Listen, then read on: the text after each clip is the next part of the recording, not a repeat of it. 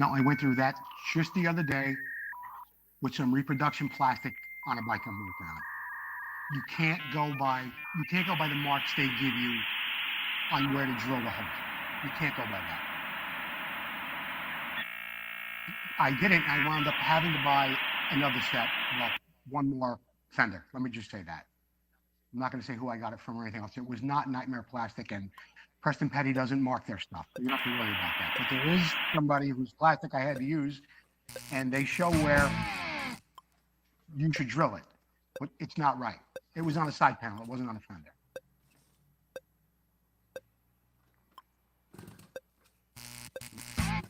That's just the way it was. It was my mistake, so of course.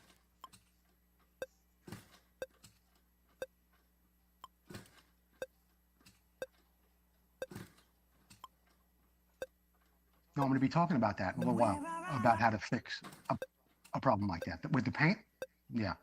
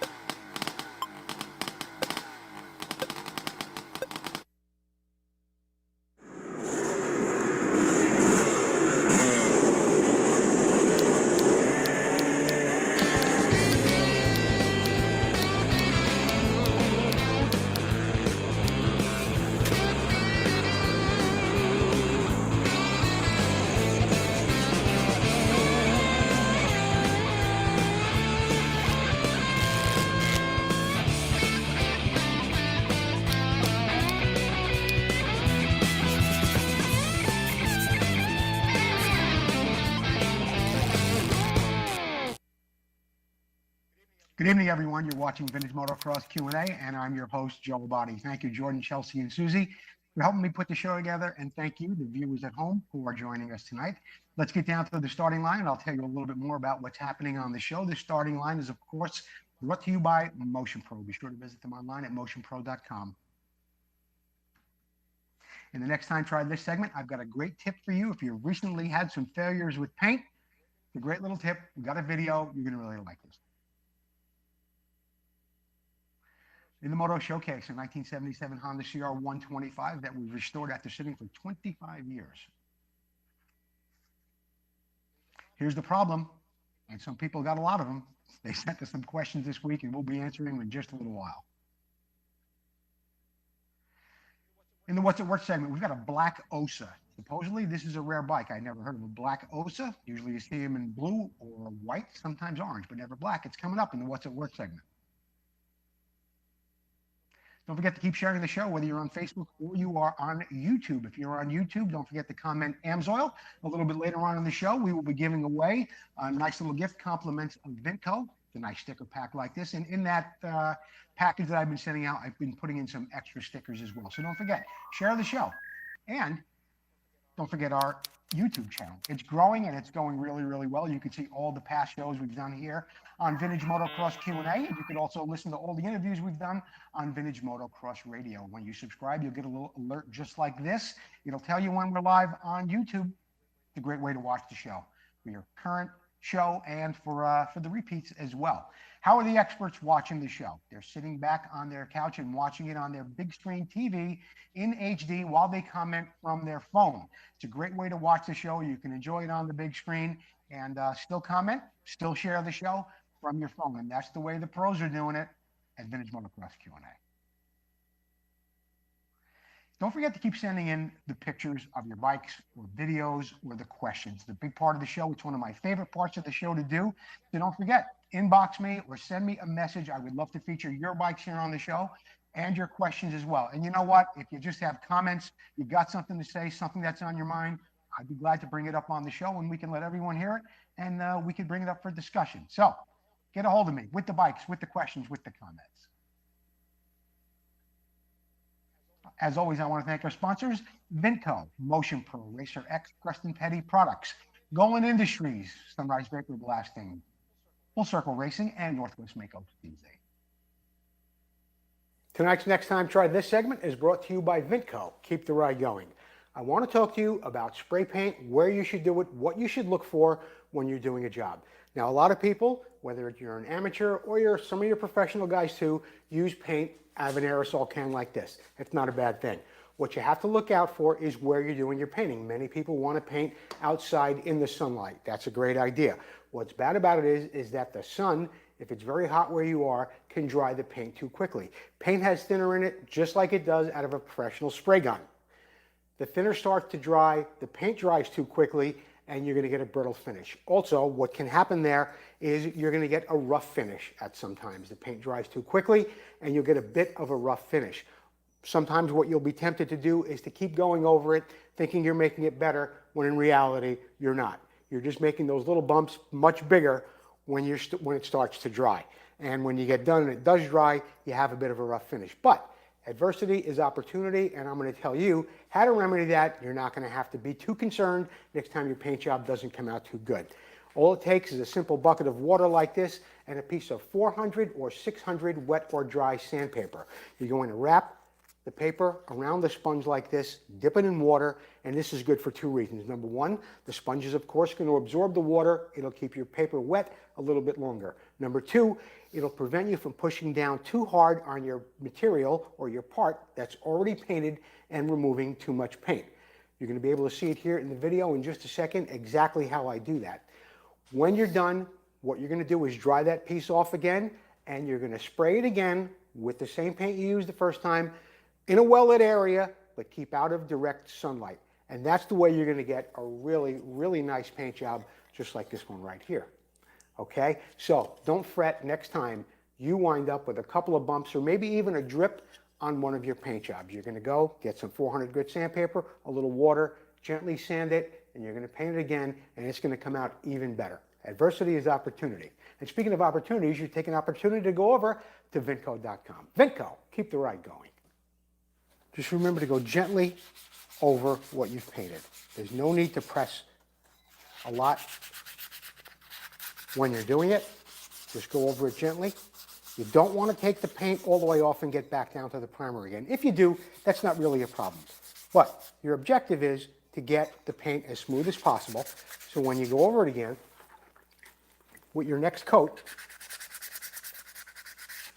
you're going to get a nice smooth finish.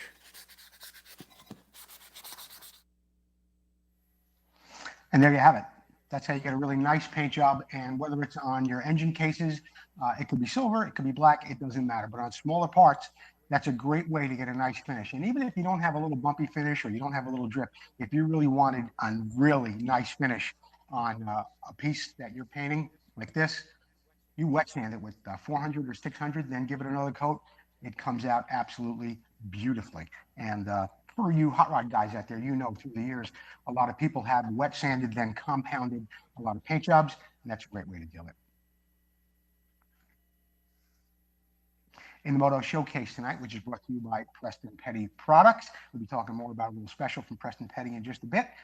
In the Moto Showcase tonight, we got a nice little 1977 Honda CR125 that was sent to us by Mark Howard. And I'm going to read to you a little bit of an email before Jordan gets going with the slideshow. And it says here, "Hi, Joe. My friend Mark Farrister, Sunrise Vapor Blasting, thank you, texted me and said you might be interested in featuring my bike on the show. Wow, I would love to have it on here.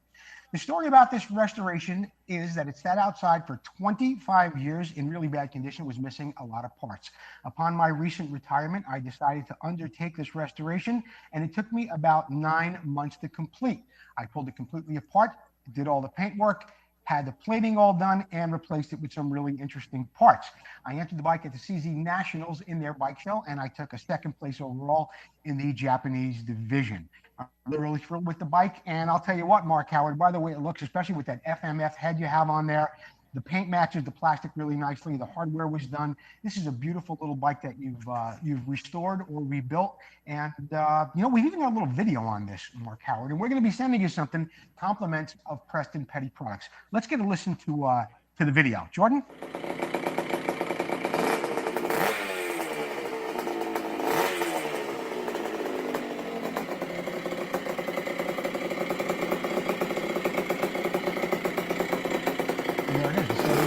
CR125 from Mark Howard. Crackling. It's crackling. Great job on the bike, Mark. Thanks for sending in the pictures and sending in the video. I'd love to get more videos like that from anybody who's watching the show. So if you want to send some bikes in for the Moto Showcase, send in a video too. I'd be happy to put them on the show. This week's special compliments, well, it's not compliments, they're actually for sale at Preston Petty Products, is a jersey and 2 fenders for just $129. If they were sold separately, it would be $145. They got some great combo packages over there at Preston Petty Products. A couple of weeks ago, I had one on where they had some white fenders with some GP grips. Paul also has the fender combination with some jersey. Just a lot of great stuff going on there at Preston Petty Products. Be sure to visit them online at PrestonPettyProducts.com. And here's the problem segment tonight, which is brought to you by Motion Pro. We'll take a look at some of your questions. Jordan, what do we have up first? Vince Tabano, Joe, is there a way to remove ID plates from a frame, a Honda, in order to get a better paint or powder coating result? Yeah, there is. And I know exactly what you're talking about. Everybody probably does.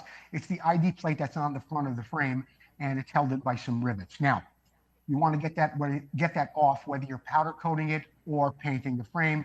And it's a very, very thin aluminum, and you want to probably save that and keep it original. What you could use is something like this. This is a tire iron that's actually from Motion Pro. But if you put it down there, obviously with the forks out, you'll be able to get behind that rivet with a little pull on that. You'll be able to pop it out. Almost anything can be used, but it should have a flat edge on it. A tire iron works well. A big pinch bar like this, if you want to get it in there and give a little pry on it, you'll get it out nice and cleanly. Now, the great news is that McMaster Car Care has rivets that match those. You have to go in there because they come in different sizes. And what you can do is you can buy rivets that match the ones that are in that Honda or most any bike. Makos, I know they have them that match perfectly for a Mako.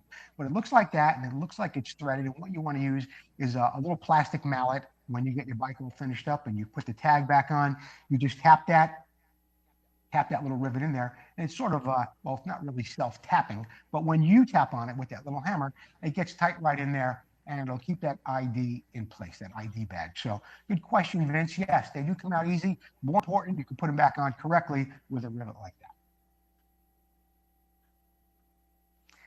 Richard Torres, do you believe the value of a 1975 Yamaha 360 will ever be comparable to a 360A?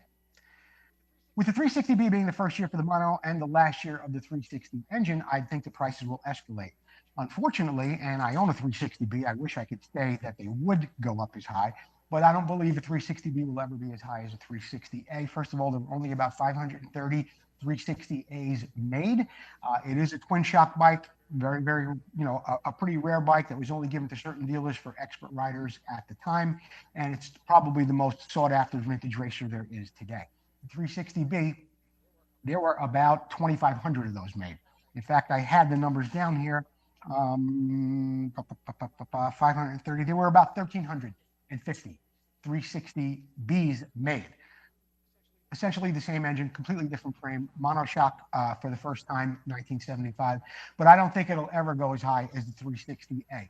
As time goes on, the price will rise on the 360B, no question about it. A good example or a comparison would be 1963 and a 1964 Corvette. While the 63s are in orbit with the price, 64s have escalated. They're not as high as the 63s, but they've gone up a lot. A really, really great bike, the 360B with the monoshock. First year, last year in the 360 engine configuration, but no, I don't think it'll ever get up there with the 360A. Thanks for the question, Rick. Steve Dowd, the clear coat is flaking away on my Husky tank. The chrome is nice. I don't want to damage it. What's the best way to remove the remaining clear coat? You can want to gently take it off with compound. A good compound is DuPont 7 rubbing compound. You just want to get the clear off, and you could do the whole tank, but be careful because I do believe the whole tank is clear coated. And if it isn't, just go up to that white pinstripe line with your polishing compound, and that clear coat, which is very, very thin to begin with, will work its way off, and you'll have a nice looking tank just like that. In fact, that's the same tank in both of those pictures. This was a question coming to us from somebody about 4 months ago who had the same problem. I gave them advice. They sent it in and showed us that the information I gave them and the advice did work really, really well. Something I do want to warn you about, though, if your chrome is really, really nice on the tank and you're not going to ride the bike, fine, leave it like that. If you are, I would recommend protecting that chrome with some clear adhesive. What do you call it? Like number plate backing, but the clear stuff, okay? Put it over that if you're going to ride the bike. If you're not going to ride the bike, you can leave it just like that. If you are, I would definitely protect it, because eventually down the road, you're going to want to restore that tank, and you don't want to do any damage to the chrome. It's a huge expense to have those tanks re-chromed, and there aren't a lot of people who are doing it these days. So that's how you get the old clear coat off, and that would be my advice for protecting it if you're going to use it. If you're not going to use the bike, leave it the way it is. I'm Ron Lachine, and you're watching Vintage Motocross Q&A. We'll be right back.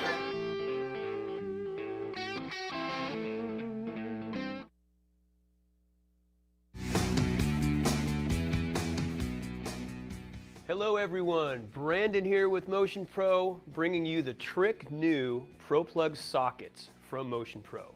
The Pro Plug sockets are very clever design. They're heavy tool steel construction for durability. They feature a slim skeleton design for hard to reach heads and cylinders, and they feature a really trick, innovative retention system. This retention system is mechanical and it's not a rubber grommet, so you're never going to battle between the spark plug and the socket. So the socket is always going to be easy and firm to attach to the spark plug, but also it's going to be easy to remove. So you're not going to have to go fishing in those deep well heads to get that socket out. Now the socket features a couple of different drive components. You can use a 17 mil open end wrench, a 3/8 drive socket, as well as a through axle, right? So you've got a couple of different ways you can use this product. Now we have these available in 3 different sizes, and those 3 different sizes are 16, 18, and 21, available to fit most model motorcycles, V-twin as well as metric. Retail starts at $21.99 up to $22.99, available from your favorite retailer nationwide.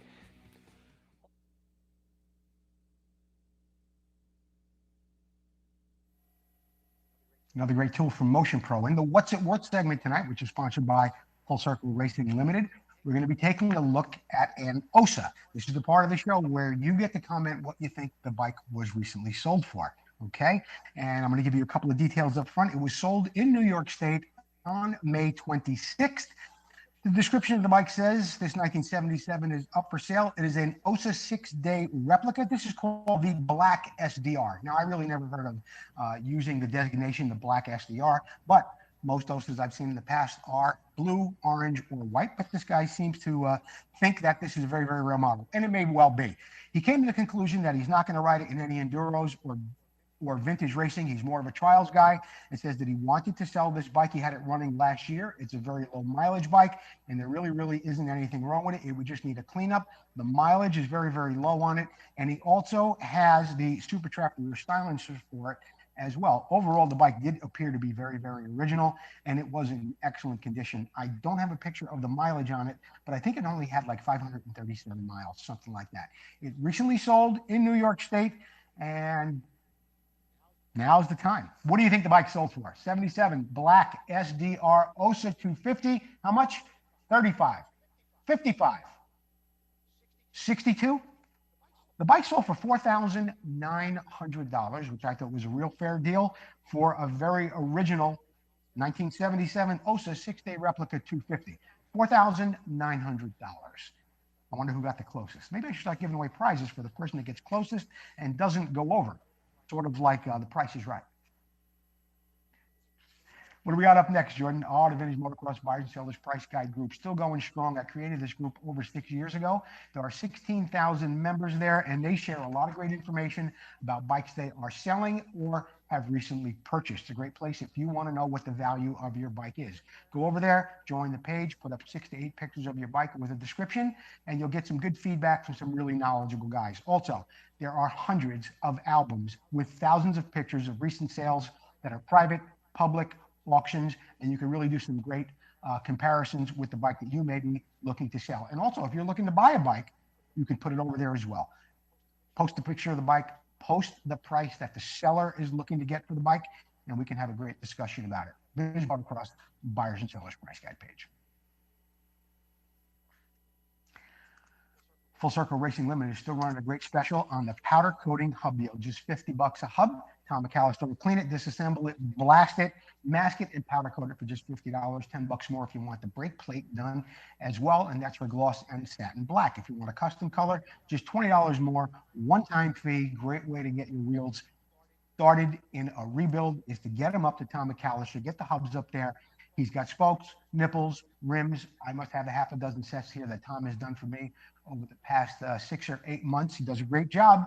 Tom McAllister, Full Circle Racing Limited. Got a great special going on, and he's one of the best in the business. His prices are exceptionally fair, too. Exceptionally fair. Thank you, Full Circle Racing and Tom McAllister. Ever heard of? This is a great little segment we put together not too long ago, and it's a great way to find out about some very, very unusual bikes. The Ever Heard Of segment is, of course, brought to you by Sunrise Vapor Blasting. Have you ever heard of a Kramer Mako? Very, very interesting. What happened was back in 1975, 76, as the long travel revolution was coming about, a gentleman named Adolf Kramer in Germany thought it would be a good idea to take Makos and convert them into a twin shock or a monoshock configuration, but using 2 shocks. And he built some very, very special frames. And at that time, what you could do was actually buy a new Mako in Germany, give it to Adolf Kramer, and for just $200, it was $200, 440 marks. He would take your new Mako and convert all the parts onto his frame. Or you could tell him what you wanted, and for just about $2,000, you'd get a brand new Mako with a Kramer frame on it. Very, very few of these were ever made. We had one on the show not too long ago from a Dan Vitaletti. It was a 125 Kramer Mako, probably the only one in the world. But there was a time where Kramer was making these bikes. Very, very few got over here to America. And a little while after that, they were even using Bombardier engines, which are, of course, popular in Can-Ams and some other bikes as well.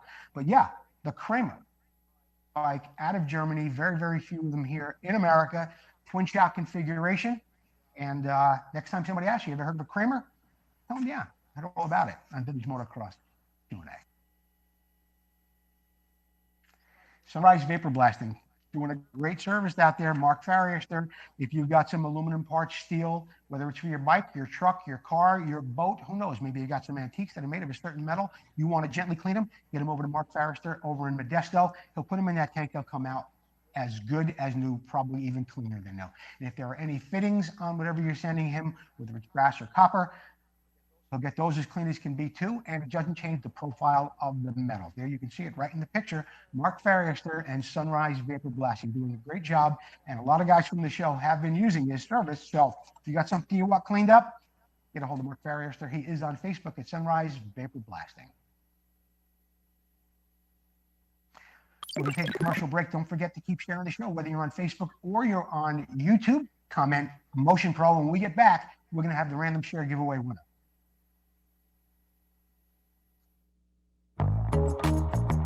Classic and vintage dirt bikes are more than a hobby.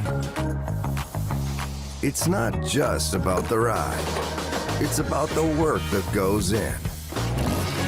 The work that keeps you connected to the ride. It's about bringing the bike back to life and doing it with your own hands. It's about the adrenaline and adventure. And when it comes to putting all the pieces together, only Vinco knows the bikes and parts the way you do. Vinco. Keep the ride going.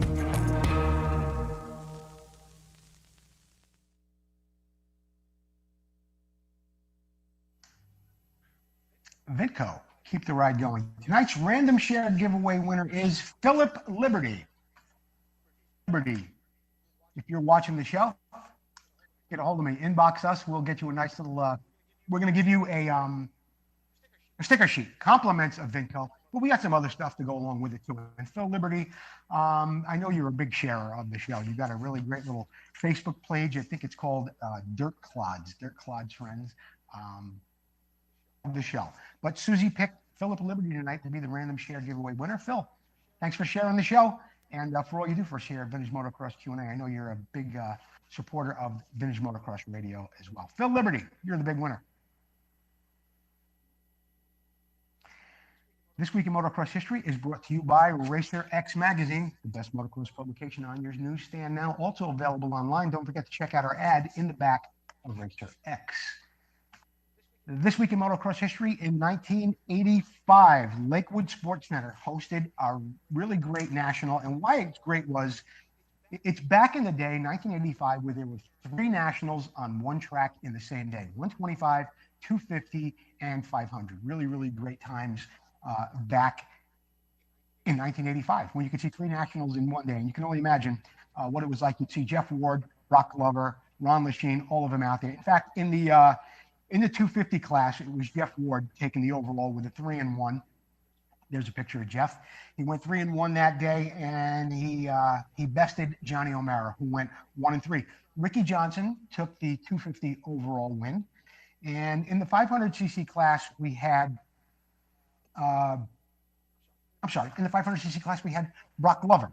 And what I got confused, I think a little bit was, I didn't get confused. We had Ward, O'Mara, Johnson, and in the 125 class, we had a little guy there with a lot of talent. One of his first races ever was Ron Lechien in the 125 class on a Honda. So, great times back in 1985 where you could see 3 nationals in one day on one track, and who knew that they would all become legends at that point, Glover, Ward, and Lechien. That segment is, of course, brought to you by Racer X Magazine. The announcements tonight is brought to you by Golan Products. You've heard me talk about Golan Products, and I'll be telling you a little bit more about them, I think, right about now. Golan Products has got a great little filter. They come in 4 different colors, blue, orange, red, and, of course, silver. They are made of billet aluminum, and the screen inside of it can filter out particles down to 10 microns. You can't even see it with your eye. The great thing about this filter is you can open it up at any time, and it can be cleaned indefinitely. This is the last filter you're ever going to buy. So if you've had an older bike and you've gone through some cleaning of the inside of the tank and you've either had liners or rust problems, this is the filter you want to use. If you got a brand new bike, whether it's an adventure bike, a mini, whatever it might be, this is the filter you want to put on your bike, being you have a brand new engine and it's just a brand new bike and they're very, very expensive. So get a hold of Golan Pro at yahoo.com. And they're also looking for distributors throughout the world. They've got some in Australia, some in Canada, some in South America, but they're looking for some people in North America too. So get a hold of my friend Elon Golan. He'll make you a distributor for the Golan Compact Fuel Filter. It's a great item. Vintage Motocross Radio, still going strong. We have another interview coming up this weekend. I'll tell you about that in just a moment. But right now, I want to tell you about a special guest host on June 27th. It will be Warren Reed. Warren Reed will be hosting Vintage Motocross Radio on June 27th. He will have a special guest, and the special guest will be me, Joe Body. A couple of weeks ago on the Vintage Motocross or the Vintage Motocross Radio page, I put on something about a fantasy interview. Who would you have on? Somebody said, Joe, why don't you do an interview on the show? Next thing you know, a couple of people got involved. They said Warren Reed should be the host, let Joe be the guest. Warren Reed jumped in, and I agreed to do it. So on June 27th, I will be the guest on Vintage Motocross Radio. Warren Reed will be the host. You'll be able to listen to that live at Vintage Motocross Radio, 11 o'clock a.m. Sunday, June 27th. Happy birthday to my friend Grant Langston. Grant Langston is a 7-time champion, of course, the 125cc world champion. He's got a 450 championship in Supercross, a 125 West championship, I believe. But today is Grant Langston's birthday, and we're going to be having some information coming up at Langston Motorsports in October. A huge, huge vintage bike show going on down there. I talked to Gerald Langston about it just the other day, and happy birthday to Grant. Good talking to Gerald the other day. And that big bike show will be coming up at the Langston Motorsports down in Riverside, California. I'll be telling you more about it as we get closer. Round 4, TT Scrambles, old school Scrambles on the truck track at Glen Helen. Tammy and Ralph Greenhill put on a great event down there. All the kids get to ride for free, compliments of Rod Lake. And Saturday, there's a practice on June 26th, so you can practice all day Saturday. Then on Sunday, you've got your event, June 27th. Practice is open from 10 to 4. The event is on Sunday, and there's a class for just about everybody. So go see them at OSRG, Old School Scrambles Group, OSSR, whatever it is. Go find them. You'll see it. It's at Glen Helen. The Pacific Northwest has got a great event coming up. Race 6, that's Saturday, June 19th. That is this Sunday coming up. That is at Pilot Rock, Oregon. And that's on Saturday, June 19th at Pilot Rock OHV. Get up there. There's, you know what? I just wanted to mention, too, that Vinco, Jordan, go back for a second. Vinco is a sponsor of this event along with Rocky Mountain, but Vinco has been out there at a lot of events, a lot of vintage events lately, giving away a lot of cool swag, okay? So I just wanted to take an extra minute to give Vinco a plug for all they do for us here on the show, but not only here on the show, they're out there at a lot of vintage events and giving away a lot of stuff. So if you get a chance, check them out at vinco.com. If you need some parts, go visit their website. They do a lot for the sport, really, a lot. So you can get a hold of them and get up to that race, Pacific Northwest. Coming up October 15th, 16th, and 17th at the Field of Dreams in New Jersey. This is a real nice event where ARMA is getting together with American Classic Racing and also the Field of Dreams guys and putting on an event for like 3 days. There's an open practice on Friday. There's a practice on Sunday. And there's a class for just about everybody from the minis to the vintage to the post-vintage to the modern guys. This is a really, really great event that goes down for 3 days with 2 great groups, ARMA Northeast and, of course, American Classic Racing. Put it on your calendar, October 15th, 16th, and 17th. And we're actually at the finish line, sponsored by Northwest Mako CZ. This week's special at Northwest Mako CZ is billet aluminum 4 caps with air valves in them, available for your CZ, just $50, okay? $50 a pair, not $50 each. Comes with that little valve on there too, and it's a great way to freshen up the front end on your CZ. Get them while he's got them. Alan Brown doing a great job for all the Mako CZ guys there at Northwest Mako CZ. Thank you, Alan Brown, for all you do for us here at Vintage Motocross Q&A. T-shirts and hoodies are still available for just $19.99. A couple of bucks more, you can get yourself a hoodie. T-shirts are just $20. The hoodies are a few bucks more. But if you follow the link in the show description, you can get them in gray, you can get them in white. It's got the logo across the front. Got my autograph on the back. Still available. Vintage Motocross Q&A, T-shirts and hoodies. Vintage Motocross Q&A sponsorship opportunities are still available. In fact, we've got a little special going on. And if you have not been a sponsor on Vintage Motocross Q&A so far, get a hold of me. We gave the special to Golden Products and we gave the special to Sunrise Vapor Blasting. And after 3 months, they just renewed. Okay? They're seeing results. I gave them the special. They saw the results from it and they signed right back up again. So if you're not a sponsor yet on Vintage Motocross Q&A, get a hold of me. We'll get you up on the board. You'll see some of the results that all these people are seeing, from Vinco to Full Circle to Motion Pro, Preston Petty, and everybody else. It's not as expensive as you think, and I've got a nice introductory offer for you for 3 months. After that, we can kind of renegotiate. I did that with Golden. I did it with Sunrise Vapor Blasting. They signed back up. They're loving it.